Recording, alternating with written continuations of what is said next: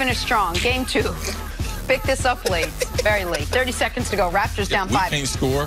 Kawhi with the miss, but Danny Green nails the 3. Now Raptors within 2. Next possession, time winding down. Curry to Sean Livingston over to Andre Iguodala. Plenty of time, plenty of space, and he takes the shot.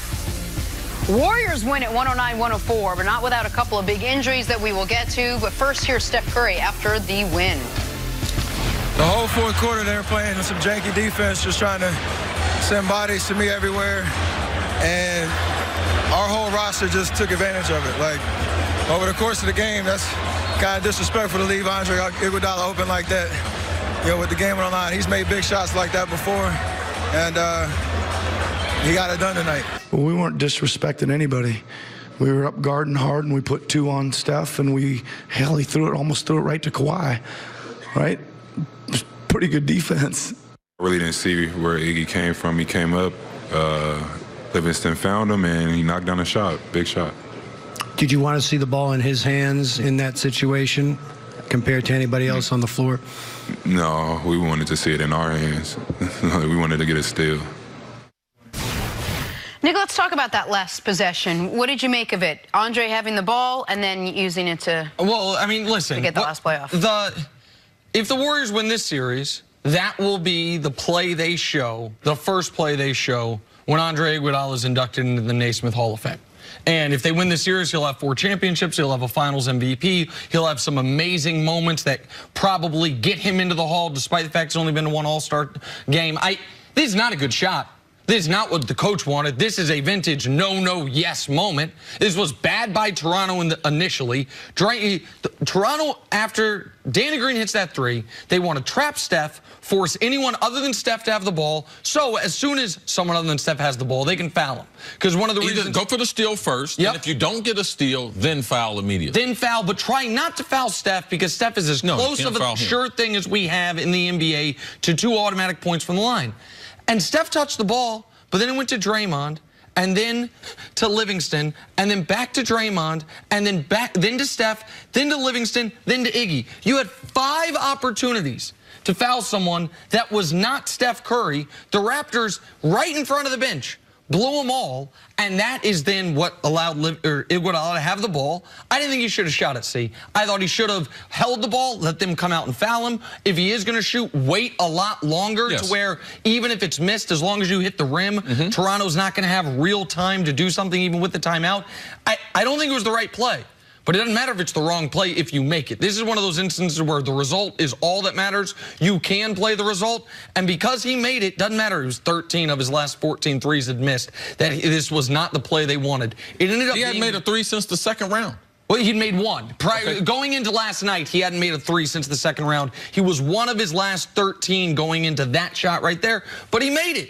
And now it's an all-time great moment from one of the key cogs of this entire dynastic run. And it's not as if he can't shoot it. He just can't shoot at the time he shot it. He should have held the ball about another 1.5 seconds to be able to let the shot clock, because the shot clock had less time than the game clock. 3 seconds. So that difference right there, why the ball's in the air, you want them to be able to rebound it and try to either get it past half court for a heave or call timeout, which you're going to get the ball at halftime. I mean, at half court. So he's got to be able to shoot it. Just don't shoot it in that time. The bench, you could tell. I would like to ask Nick Nurse after the game, what was the strategy? You said you were trying to trap Steph, but once he throws the ball, what's the strategy after that? We said, well, we're going for the steal. Well, what was the strategy if you don't get a steal? Because there had to be a strategy to foul.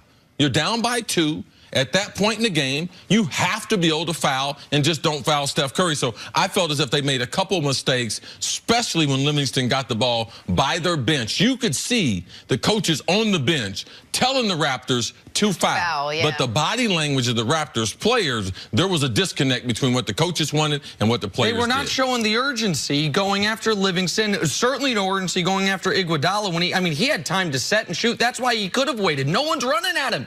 Why are you not running at him? But you know what this play reminded me of? Game 5 against Houston. The game, very similar. KD went down in that game. Klay goes down in this game. The final possession of Game 5 against Houston, it was another one of these where, just like Steph almost turned it over. Watch here. What are we doing? What are we doing? Klay, well, you almost saw it, but Klay almost turns it over there, if you guys remember. Klay throws it right there, and then they end up getting a basket out of it, and they win. Where the Warriors don't necessarily, you can see it better here.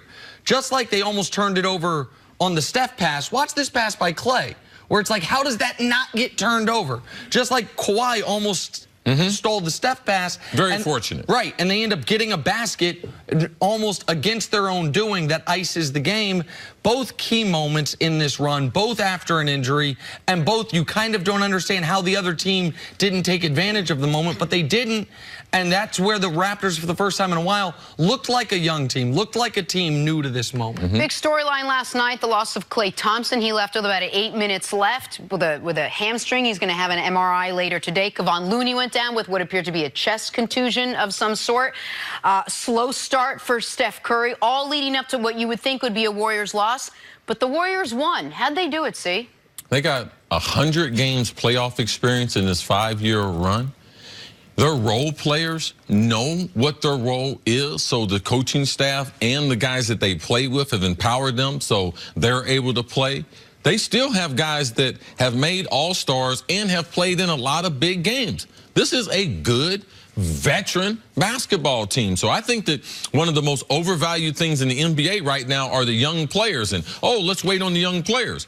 Well, when you get into the finals, it's about the veterans, and that's what the Warriors have. And in signing Kevin Durant, yes, they were going to miss some of their bench and everything, but they kept the key ingredients. Livingston, Iguodala, those guys and their ability to be able to make solid plays for them in a pinch. And with Klay being out, them not having offense, them receiving that burden of defense, like we want you to play defense, rebound, do all the right things. You're not going to get a bunch of shots. That's how they win games like that. The overall experience, and they have the confidence to be able to get it done. Nick. To me, there were two sequences that define this game for Golden State. People are going to talk about the beginning of the third quarter, but that sequence actually started right at the end of the first half. The Raptors were up 11 with 1:40 left and had the ball. They had a real opportunity to not only be up 11 going to the half, but 13 or 15 points. Instead, Golden State in that final 100 seconds goes on a 9-3 run. All of a sudden, they're only down 5. Steph hasn't played great. Klay's the only one really producing for them offensively, and they're only down 5. And then they start the second half on an 18-0 run when Toronto can't get a stop and can't get a bucket. And I know you think Nick Nurse maybe was a little late on the timeout. It was 14-0 before Nick Nurse used his timeout. You got to know that Warriors run might be coming, maybe a quicker trigger with that timeout, if for no other reason than to get yourself an easy basket, even if you can't stop them. But that was only one of the moments. The other moment was when Klay goes out. Klay goes out with 8 minutes left in the game. It is a 7-point game, and Kawhi is checking in. So you have arrested Kawhi. He hadn't played in the quarter up to that point. You're only down 7. And from that moment forward, Toronto went 3 of 16 from the field. Like, the Warriors couldn't score, but they had a shot. Right, but Toronto goes 3 of 16, 1 of 9 from 3. Kawhi only 1 of 6 from the field, draws a couple fouls, but that's it. There was an opportunity there. The Warriors went ice cold, particularly once the Raptors went to that box and won. The Warriors were totally unprepared for it, understandably, because that's a junior high defense. You don't see that in the NBA. And the Raptors could not make a shot, and Kawhi, who has been brilliant throughout this postseason run, he couldn't carry them the way he has so many times. And in that time frame, Kyle Lowry, he's on the bench because he's in foul trouble or fouled out. He, to me, man, he's got to be able to play better. He's got to be able to be there in the last 7 minutes of the fourth quarter.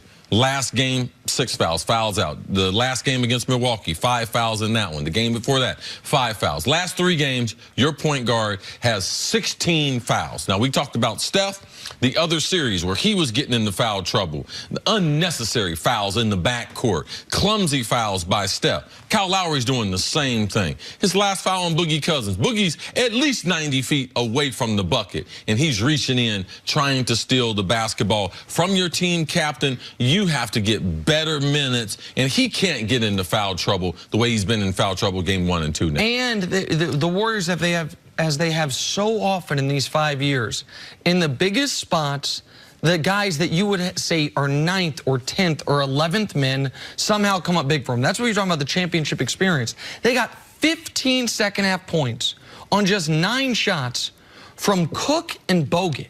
Quinn Cook and Andrew Bogut. Bogut, I think his 3 made baskets, came a combined 9 inches from the rim. One of them was goaltender. Draymond put it right in the rim. It's exactly what I thought when it happened. The one that he just tipped with one hand, that was definitely goaltending. Oh, if you were thinking I'm probably wrong. No, okay, well, that was definitely goaltending. In the cylinder. In the cylinder. And Quinn Cook made some enormous threes. In fact, the last shot Quinn Cook made before, it was the play before Klay finally came out of the game, the Warriors were so certain that the Raptors were going to call timeout. Steph ran on the court. Steph ran on the court. He was checking in at the scorer's table, and Cook makes it along the right sideline. He runs onto the court. It was to make it 98-88, and it was everyone assumed the Raptors were going to call timeout to try to stop the bleeding. Nick Nurse saw that Klay was hurt, so he took the 5-on-4 advantage. But Steph was on the court. Alfonso McKinney ran all the way from the end of the bench, damn near on the court himself, and then the Raptors come down and hit a 3, and then the Warriors call timeout. But Quinn Cook made some huge shots in that sequence. Yeah, Nick Nurse, though, to me,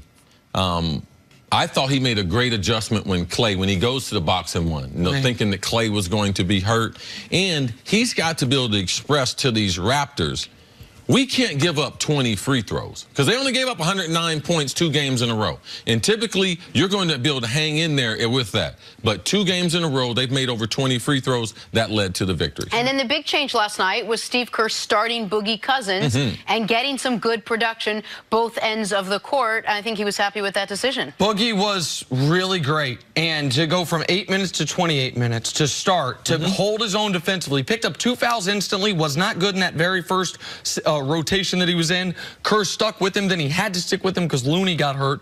He ended up being one of the better as far as on-court, off-court, had the best plus-minus on the team. In the 36 minutes he's played in this series, he's the best defensive rating on the team, which is probably a little more noise than signal, but still noteworthy. And see, they had an NBA record over the last 20 years in the playoffs, assist percentage. 34 of their 38 field goals were assisted on, 6 of those from Boogie. His ability to play once Looney got hurt and once Klay went down was incredibly important. Very small thing. After game number 1, only played 8 minutes. Didn't look great. He texted Draymond Green and said, Draymond, I want you to trust me. I need the team to trust me. Steve Kerr gives him the start. You can see